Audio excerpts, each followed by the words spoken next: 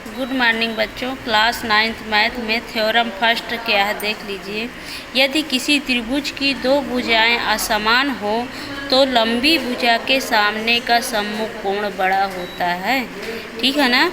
यदि किसी त्रिभुज की दो भुजाएं असमान हों तो लंबी भुजा के सामने का सम्मुख कोण बड़ा होता है। तो सबसे पहले हम एक त्रिभुज बना लेंगे इस प्रकार।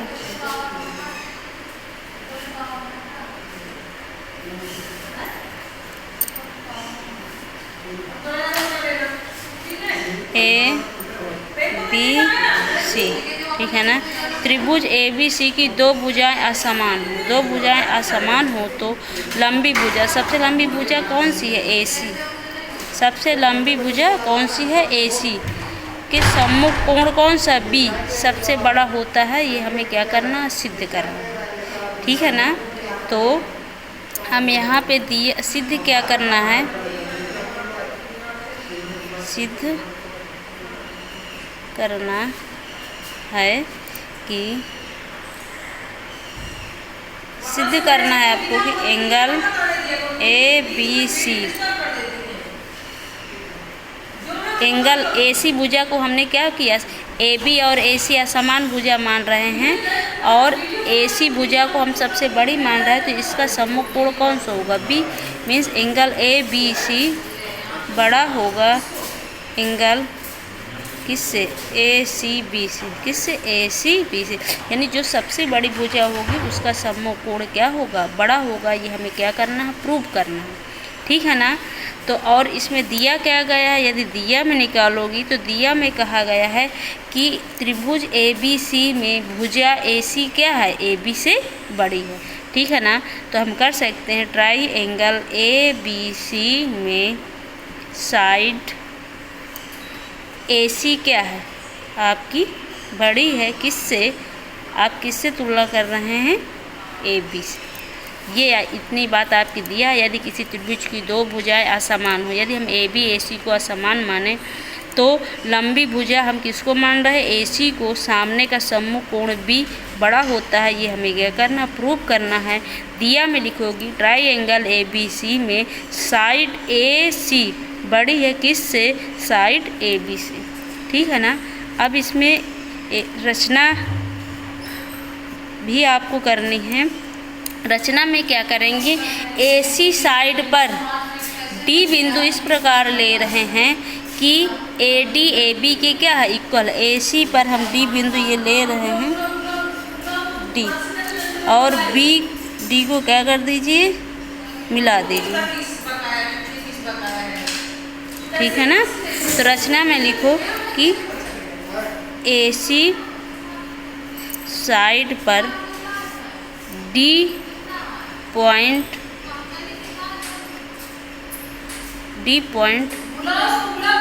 इस ए सी साइड पर डी पॉइंट इस प्रकार लिया गया है कि ए डी इक्वल है किसके? ए बी की। ए डी इक्वल है किस? ए डी इक्वल है किसके? ए बी की। ये बात आपकी कहाँ से इक्वल कर रहे हैं? रचना से कर रहे हैं। हम रचना में मान रहे हैं कि ए सी पर डी पॉइंट इस प्रकार लिया गया है कि ए डी ए बी की क्या है? इक्वल है। ठीक है ना। इतनी बात आपकी क्या आ जाएगी? रचना की। अब आगे आ जाइए उपपत्ति। उपपत्ति में सबसे पहले हम triangle A B D में लेंगे। Triangle A B D में यदि ए बी डी में देख रहे हैं कि ए बी ए डी के क्या है? इक्वल है। ए बी क्या है? ए डी के इक्वल है। ये बात आपकी कहाँ से है? रचना में। ठीक है ना। रचना में ए डी ए बी के क्या है? इक्वल है। ठीक है ना। अगर ए डी ए बी के इक्वल है तो इसके सम्मुख कोण भी तो आपस में क्या होंगे? बराबर होंगे। Angle A D B equal होगा एंगल ए बी डी के। तो हम लिख सकते हैं यहाँ पे angle A B D equal होगा एंगल ए डी बी के। Angle A B D equal होगा एंगल ए डी बी के। हमें मालूम है कि जो एंगल लिया जाता है उसको हम क्या करते हैं, बीच में रखते हैं, ठीक है ना। जैसे हमें एंगल बी लेना है ये, तो इतना तो एंगल ए बी डी, यदि डी लेना है तो एंगल डी बी, ठीक है ना। यानी सम्मुख भुजाएं बराबर है तो इसके सम्मुख कोण आपस में क्या होंगे, इक्वल होंगे। आगे देख रहे हो कि एंगल ए डी बी, अगर देखोगे triangle B C D का कौन सा कोण कहलाता है, बहिष्कोण कहलाता है, ठीक है ना। यानी एंगल ए डी बी ये एंगल इस त्रिभुज का, त्रिभुज बी सी डी का कैसा कोण कहलाता है, बहिष्कोण, और बहिष्कोण त्रिभुज के इन दोनों कोणों के योग के क्या होगा, इक्वल होगा, ठीक है ना। तो यहाँ पे हम लिख सकते हैं कि एंगल ए डी बी बहिष्कोण त्रिभुज बी डी सी, यानी angle D triangle B C D का कैसा कोण है, बहिष्कोण है, कैसा कोण है, बहिष्कोण है, ठीक है ना। तो बहिष्कोण जो होगा, अगर देखोगे तो बहिष्कोण इन दोनों कोणों के योग की क्या होगा, इक्वल होगा, ठीक है ना। तो यहाँ पे आप लिख सकते हैं अगर बहिष्कोण इन दोनों कोणों के योग के बराबर, तो खाली इस एंगल से यदि आप तुलना करोगे तो इस एंगल से ये क्या हो जाएगा, बड़ा हो जाएगा, ठीक है ना। अगर देखोगे तो आप देख रहे हो कि ट्राई बहिष्कोण आपका आ जाएगा ए डी बी, बहिष्कोण किसके बराबर हो जाएगा, triangle D C B plus triangle देखोगे तो डी बी सी, इन दोनों कोणों के योग के क्या होगा, बराबर होगा। यानी triangle A D B equal हो जाएगा किसके, D C B plus D B C, इन दोनों कोणों के। अगर हम इससे तुलना करेंगे तो angle A D B, angle A D B, ये एंगल यदि हम खाली सी से तुलना करेंगे तो सी से क्या हो जाएगा, बड़ा हो जाएगा, एंगल किससे, डी सी बी से। एंगल इन दोनों कोणों के योग के बराबर होता है, अगर केवल हम सी से तुलना करेंगे तो सी से ये एंगल आपका क्या हो जाएगा, बड़ा होगा। लेकिन आपको मालूम है कि एंगल आपका डी सी से बड़ा है, तो एंगल बी भी आपका इतना, एंगल ए बी डी भी एंगल सी से क्या होगा, बड़ा होगा। क्यों, क्योंकि ये दोनों आपस में क्या हैं, बराबर हैं। अगर ये दोनों आपस बराबर है, यदि एंगल डी सी से बड़ा है तो एंगल ए बी डी भी सी से क्या होगा, बड़ा होगा। तो हम नीचे लिख सकते हैं कि एंगल ए बी डी बड़ा होगा किस, एंगल डी सी बी से, क्योंकि आपको मालूम है कि angle A B D equal है किसके, एंगल ए डी बी के, ठीक है ना। आपको मालूम है कि angle A B D equal है एंगल ए डी बी के, ठीक है ना। तो हम क्या कर सकते हैं, एंगल डी की जगह पर हम लिख सकते हैं एंगल ए बी डी भी बड़ा होगा एंगल किस से, एंगल डी सी बी को। इसको इस प्रकार भी लिख सकते हैं, अगर एंगल आप देख रहे हो कि इतना angle A B D angle C से क्या है, बड़ा है, तो पूरा एंगल यदि हम बी लेंगे तो सी से भी क्या होगा, और बड़ा होगा, ठीक है ना। सी से क्या होगा, और बड़ा होगा। तो इसको हम एंगल ए बी डी यदि पूरा एंगल ले रहे हैं तो पूरा एंगल हमारा एंगल डी सी बी से क्या होगा, बड़ा होगा, ठीक है ना। या इसको इस प्रकार लिख सकते, एंगल ए बी सी बड़ा है एंगल डी को नाम ए सी बी कर दो, क्या कर दो, ए सी बी। इसको इस प्रकार ए सी बी, हमें यही प्रूव करना था, ठीक है ना, कि एंगल ए बी सी बड़ा है क्या, ए सी बी से, क्योंकि ये भुजा ए सी आपकी बड़ी है किससे, ए बी से, तो इसका सम्मुख कोण भी आपस में क्या होगा, बड़ा होगा। हमें यही प्रूव करना था और ये प्रूफ हो गया, ठीक है ना। ये आपकी थ्योरम फर्स्ट थी, त्रिभुज में असमिका उसकी फर्स्ट थ्योरम है ये। इसके बाद इसकी सेकंड थ्योरम भी देख लीजिए। सेकंड थ्योरम में क्या है कि किसी त्रिभुज की दो भुजाओं का योग तीसरी भुजा से बड़ा होता है, ठीक है ना। तो इसको भी देख लीजिए।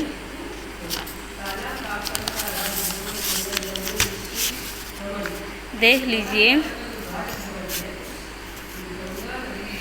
किसी त्रिभुज की दो भुजाओं का योग तीसरी भुजा से बड़ा होता है।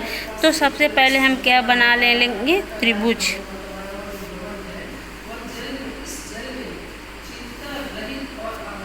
त्रिभुज ABC, ठीक है ना। इनकी दो भुजाएं यदि योग करें तो तीसरी भुजा से क्या होगा, बड़ा होगा, ठीक है ना। यही हमें क्या करना, प्रूव करना है।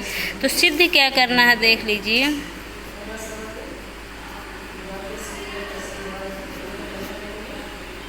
सिद्ध करना है आपको कि साइड हम ले रहे हैं AB प्लस AC बड़ा होगा किससे, BC से, क्योंकि किसी त्रिभुज की दो भुजाओं का योग तीसरी भुजा से क्या होगा, बड़ा होगा। यदि हम दो भुजाएं AB AC का टोटल करेंगे तो BC से क्या होगा, बड़ा होगा। ये हमें क्या करना, प्रूव करना है। और दिया क्या गया है, दिया है ट्राइएंगल ABC। त्रिभुज इतना केवल दिया में लिखा गया है कि त्रिभुज ABC में तीन भुजाएं हैं, AB BC और AC, ठीक है ना। इसमें भी आपको रचना पॉइंट करना है। इस प्रकार रचना में लिखना है कि AB भुजा को A की ओर आगे की ओर इस प्रकार बढ़ाया गया है D बिंदु तक कि AD आपका क्या होगा, AC के बराबर होगा।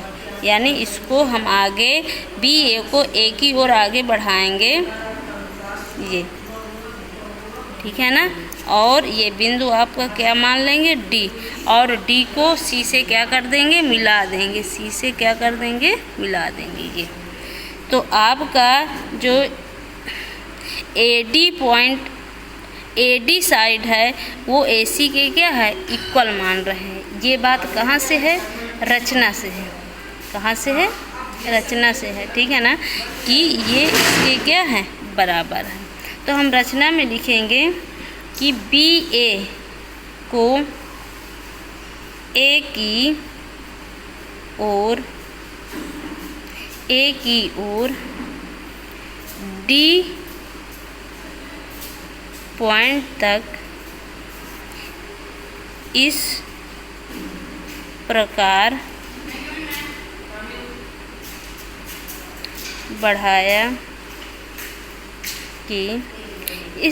बढ़ाया है कि AC इक्वल है किसके, AD के, और CD को मिलाया। इतनी बात आपकी किसकी आ जाएगी, रचना की आ जाएगी, ठीक है ना। यानी BA को A की ओर D बिंदु तक इस प्रकार बढ़ाया है कि AC AD की क्या है, इक्वल है, और CD को क्या किया, हमने मिलाया, ठीक है ना। इतनी बात आपकी रचना की आ जाएगी। आप उत्पत्ति में देख लीजिए।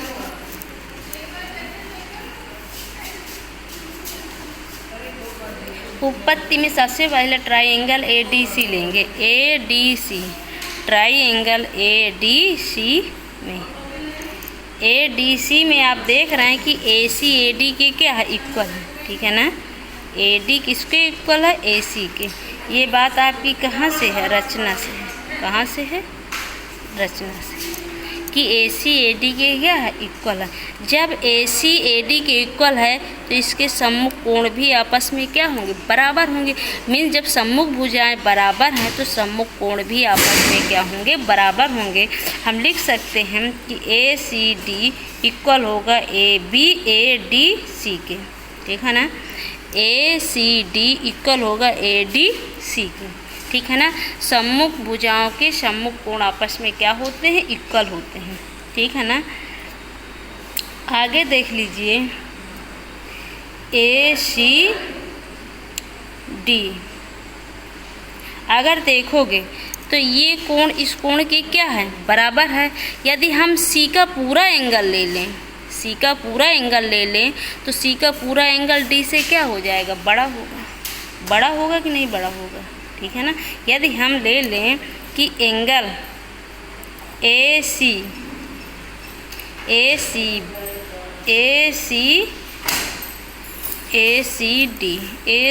D plus angle B C A, पूरा यदि एंगल हम सी ले रहे हैं तो बड़ा होगा किससे, एंगल ए डी सी से। किससे बड़ा होगा, ए डी सी से एंगल क्या हो जाएगा, बड़ा हो जाएगा, ठीक है ना। आगे देख लीजिए, इसी को हम इस प्रकार भी लिख सकते हैं। यदि हम एंगल ले रहे हैं A C D plus B C A, half angle यदि जोड़ोगे तो बी सी डी पूरा एंगल बन जाएगा कि नहीं बन जाएगा। तो या इसको हम लिख सकते हैं एंगल बी सी डी पूरा एंगल नामकरण कर देंगे। एंगल किससे बड़ा होगा, किससे, ए डी सी से, ठीक है ना। अब आपने ये सिद्ध कर दिया है कि पूरा एंगल सी एंगल डी से क्या होगा, बड़ा होगा। अब देख लीजिए ट्राई एंगल आप ले लीजिए बी डी सी, पूरे में ले लीजिए बी डी सी में, triangle B D C. यदि हम पूरे एंगल में देख रहे हैं तो आपको मालूम है कि बी डी पूरी साइड बी सी से क्या है, बड़ी है, ठीक है ना। क्यों बड़ी है, क्योंकि बी डी सी में अगर देखेंगे तो एंगल बी सी डी बड़ा है किससे, एंगल ए डी सी से। एंगल बी सी डी ये एंगल पूरा क्या है, एंगल बड़ा है ए डी सी। इसको लिख सकती हैं आप एक ही जगह पर बी डी सी लिख सकती हैं, बी डी सी। तो एंगल सी पूरा बड़ा है किससे, एंगल डी से। तो एंगल सी के सामने की भुजा क्या है आपकी, बी डी है। कौन सी भुजा है, बी डी है। बी डी आपका बड़ा होगा किससे, एंगल डी के सामने की भुजा कौन सी है, बी सी। कौन सी है, बी सी। बी सी भुजा से आपकी डी बी भुजा क्या होगी, बड़ी होगी, क्योंकि कोण सी आपका क्या है, एंगल डी से बड़ा है। तो इसके सम्मुख भुजा भी एंगल डी के सम्मुख भुजा से क्या होगी, बड़ी होगी। इसको हम इस प्रकार भी लिख सकते हैं, बी डी को लिख सकते हैं B A plus A D, ठीक है ना। लिख सकते हैं, क्या लिख सकते हैं, चाहे B A plus A D बड़ा है किससे, बी सी से, ठीक है ना। हमें यही सिद्ध करना था। आगे आपको मालूम है कि ए डी क्या है आपका, ए डी आपका क्या है, ए सी के बराबर है। तो ए डी की जगह पर हम ए सी रख सकते हैं कि नहीं रख सकते हैं। तो हम नीचे लिख सकते हैं बी ए को लिख दो A B plus A D की जगह पर क्या रख दो, ए सी बड़ा होगा किससे, बी सी। आगे लिख दो कि ए सी इक्वल है किसके, ए डी के। ये बात कहाँ से है, रचना से, क्योंकि रचना में कहा गया है कि ए डी ए सी के क्या है, इक्वल है। ये ए डी ए सी के इक्वल है, तो हम ए डी की जगह पर ए सी रख सकते हैं कि नहीं रख सकते। तो यहाँ पे हमने किया है क्या, ए डी की जगह पर ए सी रखी है। ये बात आपकी कहाँ, रचना से।